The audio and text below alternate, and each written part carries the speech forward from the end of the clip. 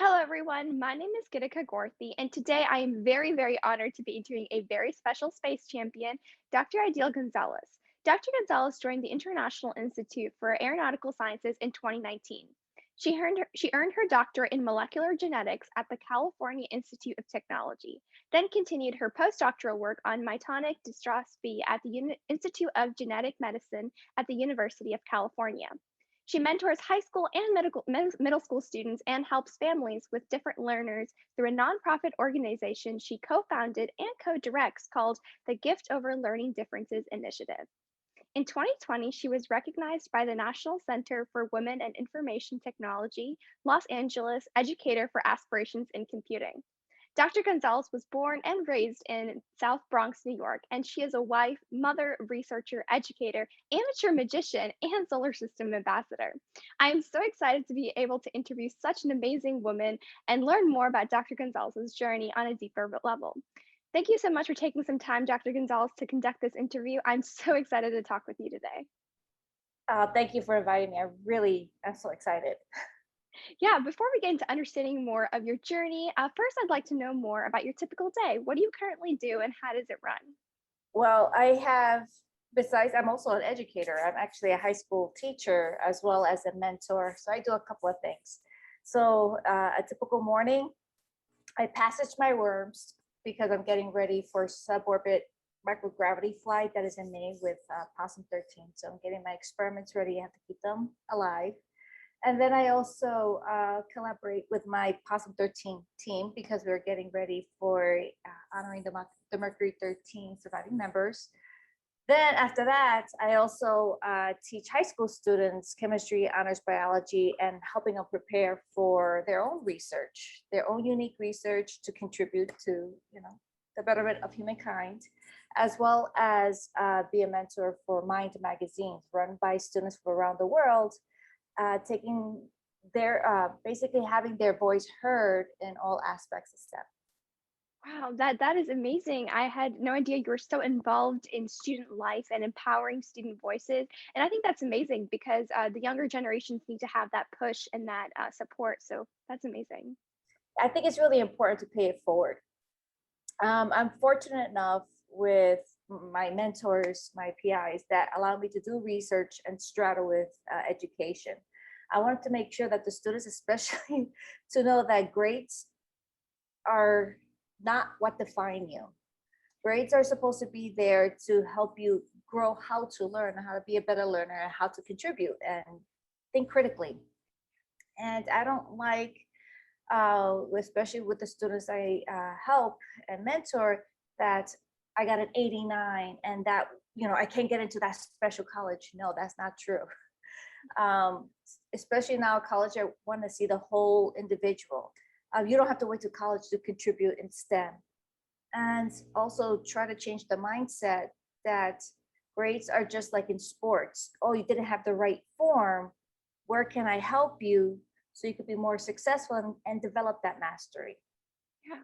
I think that's a really important mindset. I mean, as a high school student myself, I know sometimes like my friends and I, we get caught up with those numbers. And sometimes we feel like because we don't get a certain number, that means we have to change our track or go to a different direction because that number intimidates us almost. So I think that's a really important mindset to have teachers who, say, there's more to grades. I mean, being able to apply what you learn into real world applications, which is what you're doing through the research, and also like thinking beyond just the test scores and something like a career is really important. Definitely. So there's a lot of educators trying to change the educational system and getting away from this archaic A means mastery, like just changing the mindset and really groom the student to their passions. And also reduce that unnecessary stress. Everyone are contributors, everyone have an equal voice, everybody have an opportunity to achieve their dreams. And if you stumble, it just dust you up a little bit, you can cry a little bit, get that eekiness off, but then you can continue on. So there is a movement there to get away from the standardized, number game and really get to the core. Yeah, I think that's amazingly said and something we all need to remember. And through your molecular genetics research, and you've done a lot of, you're helping with so many research projects as well as conducting your own. So I'm curious, what is the most exciting project or research that you've worked on or are currently working on? this international citizen science project that we're starting to launch now. I'm working with this incredible young engineer called Sabrina Khan at MIT. She's part of the Women of Aeronautics and Aerospace. And with Possum 13, and even with the school that I'm collaborating with, we're creating an international citizen science project based off of my microgravity experiment to really understand soil quality, air quality, and life within the soil. How can we get the soil healthy?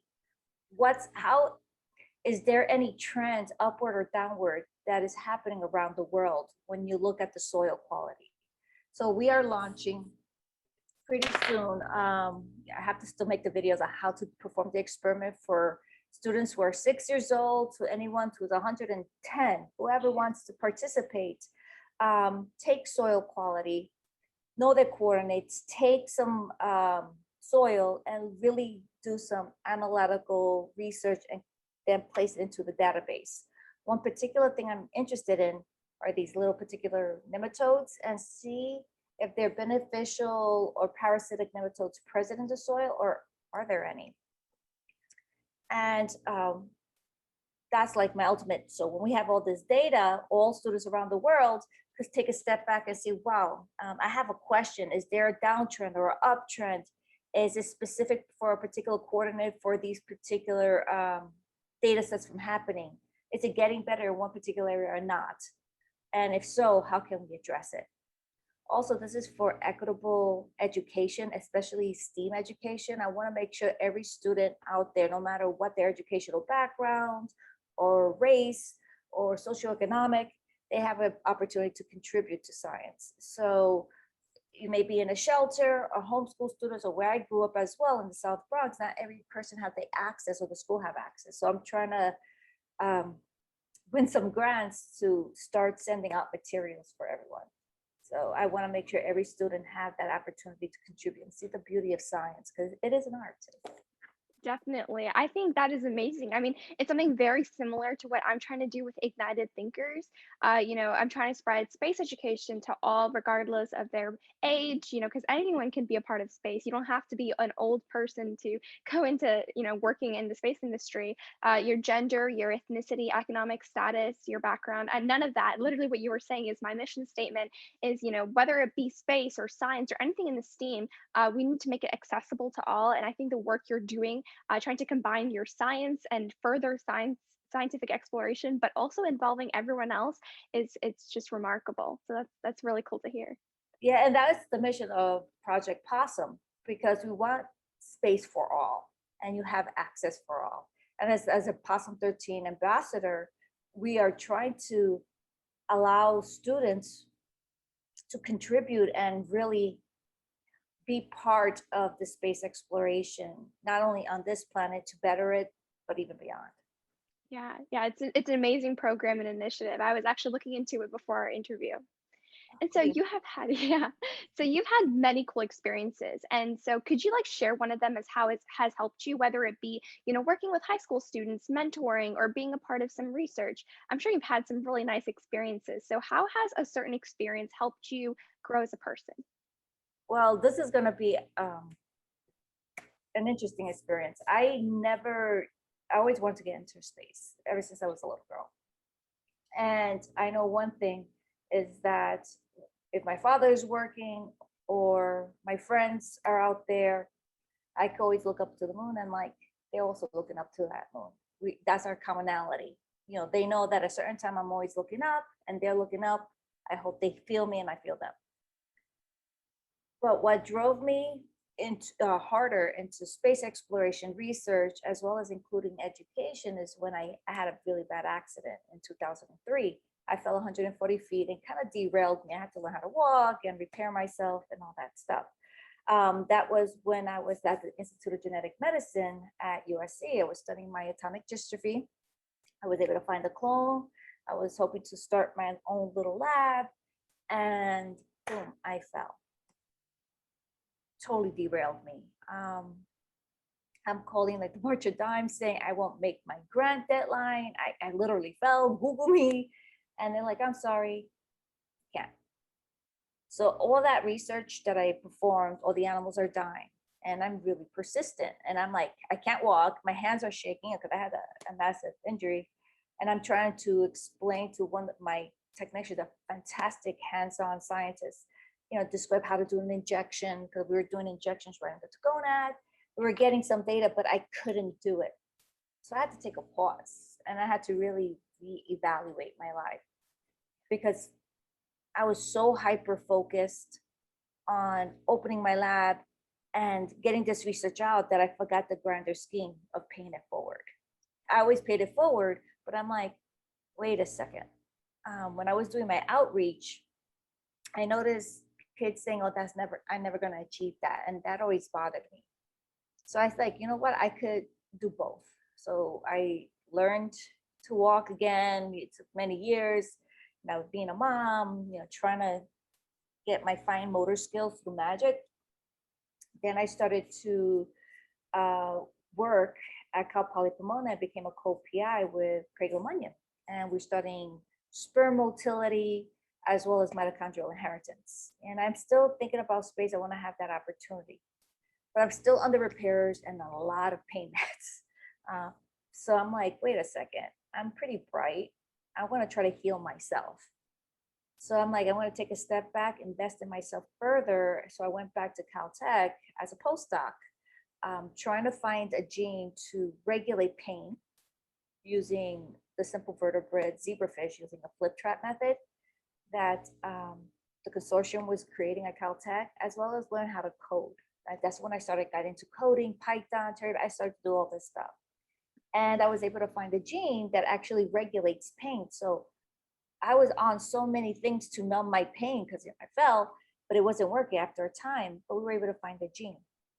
I had an opportunity to teach, a school called me up and say, hey, can you teach at this, at Bridges Academy? They'd like to hear your story and, how you got into research, because they found that I had a learning difference. And that's where I started to start. That's where I started to straddle both worlds, continue my research, trying to heal myself, as well as teaching, because I saw incredible world changers eager for an opportunity, and I knew they could do it now. And ever since then, I started doing both. I know I have one more. So the pain was a lot, and doing the pain research was also a lot. I was doing a lot. So I had this Medtronic stimulator, I had machinery. So I was a cyborg for about 10 years. And that prevented me to even apply to the astronaut program. One day, as I was working out, one of the wires poked out of my back. They had to remove the machinery. I'm okay. Then the astronaut program opened up. And then I'm like, wait a second. Things started to line up. My body's gotten back. I'm doing research. I was started with Project Possum. I'm like, there's an opportunity here. And I'm very persistent. And things started to click. I learned, I went through the scientist astronaut candidacy through Project Possum. Now we're going to do microgravity experiments, and I applied to the astronaut program, and I'm still a contender. So everything started to click. It's a lot of work because I don't want to leave teaching. I don't want to leave research, but now I have my aspirations there to go into space, or at least to the ISS and do a couple of experiments. I hope I answered your question, but Yeah, that's what my life came about. It was a lot of zigzags along the way. yeah, I thank you so much for sharing that story because, being able to hear situations that, a lot of other individuals go through, maybe it's not as common, but there are folks out there, students, college students who go through like similar situations, and being able to have that reassurance that things will like kind of work out at the end if you just keep persisting and you don't give up it's really important. And to see your motivation and how you didn't give up, I think that's so inspiring. I mean, with a physical harm, I know a lot of people tend to just like go aside, which I mean, you did go a different track for a little bit, but you like kept that, with you, and you kept that in your thinking. You didn't give up or let go because you weren't, you couldn't be eligible to apply to be a part of the astronaut program. Yeah, there were low moments. I mean, Yeah. because I'm very hyperactive and not able to walk. You feel like a trapped lion. And I'm like, I want to do this. And it's very demotivating.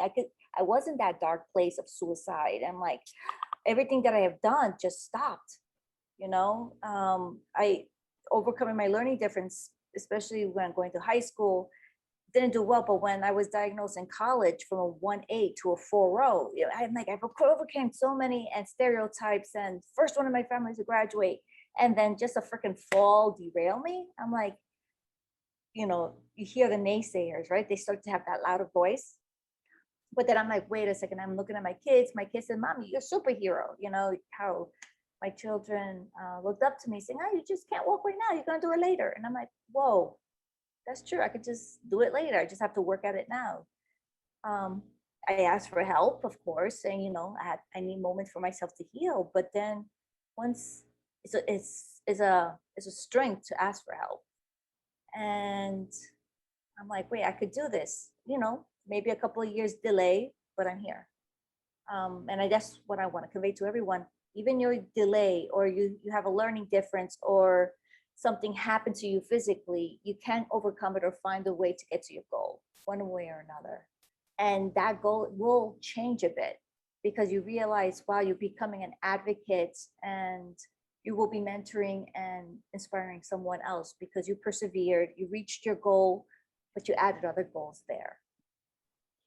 And yeah, and you were able to not only overcome that challenge yourself, but you're inspiring other young children who were in similar situations with learning differences or, just giving back to your community by providing those same opportunities you once, had. And so I think that's amazing how you're able to add goals and improve as a person. I feel like everything in life happens for a reason. And although that was a very traumatizing experience and I really wish it didn't happen, it also helped you grow as a person. It also helped you develop new life goals. And I think that's amazing because right now, seeing you talking, I'm truly like, I'm shocked at how amazing of a strong woman you are. And I think we need to have more people like you. Thank you. And everyone has that strength. It's just to allow yourself to have that moment and just say, wait, this is just a moment. This is not my definition. And allowing yourself to evolve and let your goals to evolve as well. No, you're never alone and always reach out for help. If you don't have the skills yet, there are opportunities out there. And I'm really proud of you of reaching out and making sure everyone's voices are heard and showing that nothing is a limit. Nothing is a limitation. There may be barriers, but you just need more tools to overcome it. So I'm proud of you for reaching out and really demonstrating to your peers that anything's possible. And thank you for this forum to make sure everybody hears that. Yeah, thank you. No, because what happens in my life and your life and, another person's life is very unique and different. And, sometimes when adults tell us, don't worry, you'll overcome it, you can be like, an amazing person, like, whoever you look up to. But sometimes it's hard, especially for students or someone who's going through the obstacle to believe it without a live example of someone who's overcome what they're going through and are successful. So being able to share different stories like yours and helping someone else out there, like just one person randomly views the video and sees how you were able to overcome that, that's just an amazing thing. And Thank so and so when aiding others in their research projects with high school students, because you work with a lot of students you. for publications in several like scientific journals, do you continuously learn things with them, and is it like a continuous learning process for you? Absolutely. Oh my gosh, yes. Especially from when we're doing methanotrophic, we're doing bioremediation. That's the latest research that was published. Is bioremediation using methanotropes to basically reduce the levels of methanes in aquatic systems. And that has been done before with different techniques. And working with these three incredible students, of one is an engineer, one is a great programmer, one was an environmentalist. And I've done nematology, I've done bioremediation. And I just liked how they came together, they figure out like MATLAB. And I didn't know that you could connect MATLAB to this gas system to an Arduino. So I learned a lot of techniques. Also, new uses of old technology. You have a new brain, new way of thinking. I'm a little bit still in the box. I'm still breaking that box. Finding ways to like one of my innovators, his name is Mason and Jasper. They actually like, we need bugs. We need bug methanotropes. And I'm like, well, they're found here. That they were trying to collect stuff. And one day he said, well, I went to the dump. I called a guy and we were able to go right into the center of the dump and really get the methanotropes. But we figured out that in the dump site, there's the high power. I'm like, look at you. And I'm like, that's a hustler. That's like the good aspect of hustler. I'm like, I underestimated and I was so shameful. I'm like, oh my God, good for you that you took the initiative and not waiting for me to figure it out. You took that initiative. And ever since then, well, I always did it, but I'm like, that's a good reminder for me. It's like, never underestimate a student, never underestimate. Because if there's a will, there's a way. And if I was a good mentor, they will realize that and they will find the hustle. And they say, hey, Dr. G, can you help me get there? That's what I'm used for, not just, hey, go get it. So I like that. Yeah, I think that's an amazing thing that, students who are really passionate about their research will go out of the way to do things and to work because it's a really passionate topic. And having mentors who will support them in the process or providing those like materials or support they didn't have is, it's an amazing thing. And that's what, if you want to go into college or whatever your future goals are after high school, those stories, the number is irrelevant. What you got in that one test in that honors chemistry doesn't matter. When they hear the story of, hey, I really love my project, I really want to clean the earth, I really had this technique, I hustled. They want to hear that commitment. That's the investment. That's the real deal. Because you know how to problem solve and you know how to persevere versus, hey, I got a grade. So that's the mindset. So always remember that. Yes, I think that's a really good advice for all of us high school students to like change our perspective on how we view things. And so, kind of sidetracking a little bit from all your accomplishments and what you've done, I'm really curious on your journey. So, you always said you would look up into the night sky and you would look into the stars. I mean, how did you get into space? Like, how did you know that this is what I want to do when I grow up? And like, was there like a moment of click, like you were just like, this is what I'm going to do? Or was it just a gradual, unknowing thing that you wanted to do? It was, I knew it was space and research. And coming where I come from, there was no representation of that. We never thought, even my parents used to say, no, college was not for people like us, somos puertorriqueño, no, you're like all that, like it was not for us. But that bothered me.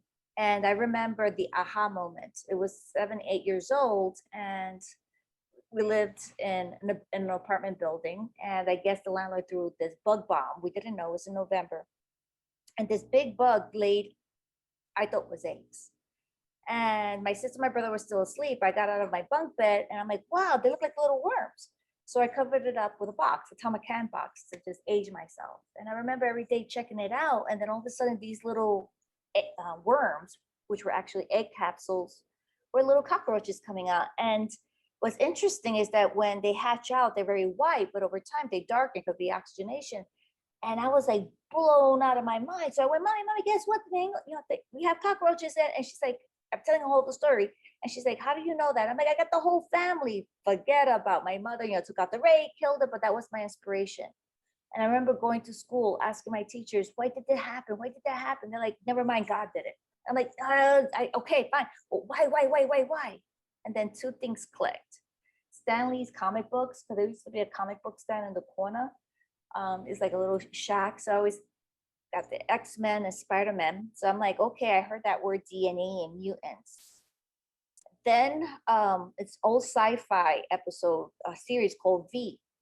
And it was in one, I think it was the first or second episode that the star of the show was saying, I wonder how these aliens look like. And then one person said it was a geneticist. And I remember that. I wonder what's in their genes. I'm like, oh my God, how fresh. But then I'm like, wait, genes, DNA. And that's what's my inspiration. But I kept on getting told, again, it was back in the 70s and 80s, no, college is not for you. Just don't worry about it. Then the Cosby Show showed that I could go to college. It was an episode where Tony Orlando, who is Puerto Rican, said, I went to college in that episode. I'm like, how did he do that? And then I'm like, wait a second. So we have Lieutenant Uhura from Star Trek that looks like my aunt. So that means I can be a badass officer, research, able to talk to anybody because she was multilingual, right? So I'm like, I speak a couple of languages, well, three, if weekly French, learning Russian very slowly. And then that was the merge. That was my inspired me. And I'm like, so that means I can go to space, because I always knew I wanted to see the earth with my own eyes. I wanted to see that blue. I knew everybody has an interpretation of what blue is.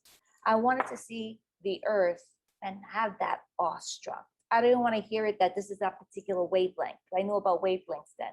I'm like, I want to convey the spirit, the emotion of how we are all together, how we are all one, how we are a human race. We're not this very different from one another, and we can have a community that help one another, non-oppressive. And I knew space and research, STEM, is the way, the social justice aspect of it. I remember those are my trajectories. And the person who took a chance on me was Dr. Eddie Knowles from Rensselaer Polytechnic Institute. He recently died last year. And I remember in high school, I wasn't doing very well. I knew my stuff. I never slept. This is before I learned I had a learning difference. And I was talking to him because he actually came down to Cardinal Spellman, for college recruiting. And we were talking, and he's like, "You're the real deal." I'm like, "But my grades don't show it that great." And he's like, "No, I want to take a chance on you. And if it wasn't for him, I wouldn't be here." Because he went out of his way to say, "You just didn't have the support that you needed to accelerate up. I'm going to give you that support." And once I got it, I am so grateful. Wow, That's why I want to pay it forward as much as I can. That's why I work a lot. Mhm. Yeah, I think that's an amazing story. I think, being able to have this one person who believes you and, propels your journey forward is just really important, having that support system. And, those small moments that really got you into the space industry, it's just really nice to hear because we all have those small moments where we're like, oh, this is cool, but then this is even cooler. Well, why don't I combine both of these together? So I think that story is definitely something that I bet a lot of students can relate to, and it's very nice to hear. And so, as you were going into the space industry, were there obstacles to pursuing your passion other than your learning differences? Yes, balancing family. I still didn't want to relinquish or just step away from the classroom because I feel like I show relevance and realness in the classroom. Like this, I'm going beyond the book. It's not about the grades. If we're learning, and also social justice of everyone has access to STEM. And I love mentoring teachers to demonstrate and show the ugliness behind science, especially what happened to Alice Ball and how she was able to extract the oil from the cholnubra seed and develop a technique that actually became the aid and the key to cure leprosy. And this technique goes on till this day. But unfortunate death early on, someone took over her and claimed it was their idea. Or what happened to Dr. Liu, Rosie Franklin. There's so many social injustices that occurred in STEM that needs to be highlighted, and we need to learn and say this was not okay. That's why we need to get into those textbooks, see the bias between it, and say, all right, why are there hidden figures here? Let's find them all. And it wasn't this one particular individual, one particular demographic that was having all these amazing experiences. It was all these individuals working together. And also making sure that all my students, especially my BIPOC students, see themselves that, yes, I see myself in this particular subject. I see myself being part of this. If you're able to see yourself, you could be it, right? Yeah. That's why I couldn't leave the classroom. I know it's a lot of work. Sometimes it's a drag. But I like mentoring teachers and showing them how I do it and learning from my peers as well. And just try to develop that movement of, DEI work, DEIJB, which is diversity, equity, inclusion, justice, and belonging, to making sure each student, each person in any community feel that belonging. And then you can see that change, that innovation, and maybe change the educational system from that numbers game to how they contribute and demonstrate their working knowledge to mastery. Yeah, like Like project-based that, learning. Yeah. oh my gosh, forget about, project-based learning it's knowing the student as the student, not by a number, saying, oh, here's, Ideal, my first name, and yes, she's not a great artist, she doesn't see all the connections, but she has a great analytical mind and research, she knows how to incorporate math, her coding skills, she has working knowledge in Python, but is able to, so that's the person, versus, oh, I got a 180 on this, a number, because you're more than that. Yeah. You are more than that. Yeah, I think, what you were saying is, what I'm trying to do is exactly what you're trying to do on, closely with working with your students. And I think, every teacher should do that. I think trying to look beyond just, those numbers or those grades or that letter grade and looking at what they're contributing and how you're like encouraging students that, to look beyond just what's shown. I think, I'm actually part of this group called JEDI in my school, which is Justice, Equity, Diversity, and Inclusivity. And we literally work. Yeah, I think and we literally work to provide to break, first of all, break stereotypes. I think that's the number one biggest problem in our society is families get this feeling that like, you know, I'm like Asian, so I have to do this, or I'm, African American, so I have to go into this. Like there's this like stereotype and mindset that, oh, because I'm Asian, I'm not athletic, I can't play basketball. Or, there's like all these like stereotypes. I think breaking that, whether it be for the education sector or athletics or anything in the arts, and showing people that you can do whatever you want, and your color, your background, it doesn't matter. Like we're literally all human. Like certain like appearance doesn't determine your ability. And I think what you're doing is really pushing that statement forward. we're trying, we're working together. I like that Jedi. I think I'm Yes, going to adopt and give you that the problem, like we are Jedi masters. That's so Jedi cool. Masters. I Yes. approve of the geekiness. I love it. Yes. Yeah. And, one of my questions that I'm really curious about asking you kind of into the space area is what excites you and what makes you nervous about the space industry? What excites me is how we're using space as a tool to help our planet. What also excites me is, especially with perseverance and ingenuity on Mars, that how this is my path is like how 4 little chemicals can still exist out there. What are the 4? ATCG, the nucleotides. Our space dust that created us as carbon life forms, is it going to be similar out there? That's the beauty part, my worry. This is where I give Victor Glover, remember, I think he's still at the ISS, when he was going up to the ISS last summer, using SpaceX's ship, how he kept on using STEM as a platform for social justice, why it is so important to advocate for human rights, equity, inclusion for the Jedi, right? And I hope that the errors that were found here on Earth doesn't go up there. I hope there is no oppression or thinking one demographic is better than the other. I hope all voices are heard. I hope that going to space is a new opportunity for us to demonstrate how we can be human beings working together, bringing innovation and having fun at the same time. Yeah, I definitely agree. That's my worry about is regulation that's happened here in the United States, all around the world, and their systemicness continues up. And that's my worry. I don't want that to happen. So we have to keep on having young voices and old voices saying, no, the Jedi is the way. I really love that. Yeah, the Jedi, I know. Yeah, I definitely agree with all your points that you're saying. I think that's actually a few concerns that a lot of people were mentioning. So I think that's something that we're all going to be cautious about as we move forward. And my last question for you is what advice do you have for young people regarding their pursuit of a passion in the STEM field, space industry, something that you wish you knew when you were a young student, advice that you wish you had someone telling you? You can do it. And there's someone there ready to be your mentor and help you up. And just they're looking for you and you have to look for them. Don't give up. And think of yourself as an investment.